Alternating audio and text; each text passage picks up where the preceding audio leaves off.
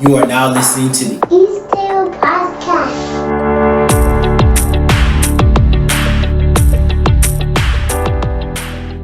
Hey everyone, thank you for tuning into another episode of the E-Chamber Podcast. And like always, I want to jump right into things. See, I've been recently watching the NBA Finals. Lakers won, of course. But I was talking to someone the other day and we were talking about success and then seeing others win and this legacies talk about who's the best and who's that. And you talk about a lot of different players that came before that. And I remember a player, I won't say who, but a player was talking about the fact that they were not able to win a championship, but they were able to do a lot of other things, and they deemed that their career was a success. Now, in a culture today where they're counting rings and other stuff, and that's like the biggest thing right now, and it's the reason why I say in a culture today, because back then, that wasn't the only thing.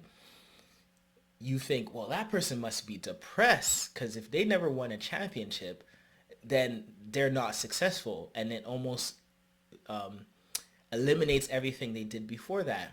However, this person was trying to give us insight to say that was not the only way I was defining success on winning. It was one of them, but not all of them.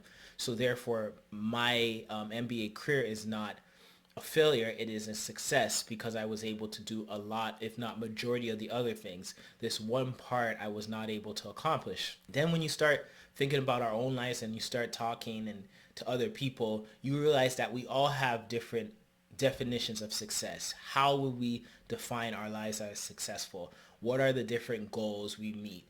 What are those things? And when you start to think about that, you know you have a lot of areas of success, but other people may not view it that way.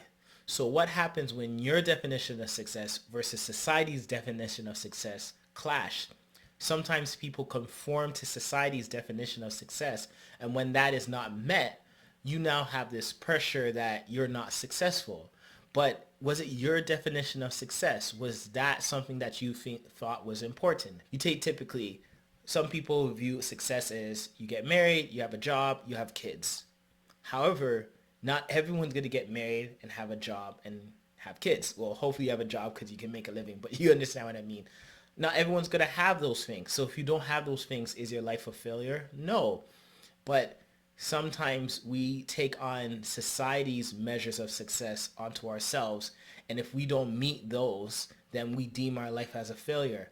I notice now even with the younger generation before me, their benchmark of success at a young age is crazy. Not everyone's going to meet that level. Not everyone's going to do some of the things that I hear some of them talk about. And your definition of success has to be realistic. I'm not saying you can't dream, but it has to be realistic in the sense of some people, their definition of success is everything they're picking up. So everything you see on social media, everything you see your family say about you, everything, you're just picking up all these definitions of success till the list becomes so long, it is unrealistic for anybody to do any of all those things. And, there's something to say about healthy ambition that by the time, let's say you live a long life, you feel like you didn't do everything. That means you had great ambition and a lot of things you wanted to do. However, if that is your definition of success and you become much older and you feel your life is a failure, you're missing out on all the other successes. So I want to challenge you. What is your definition of success? What is driving your motives, your intentions, your resources, everything? What is important to you? And is that society? Is that culture? What is that? And I'm not saying that you can embrace some of society's measures of success or your culture or your faith.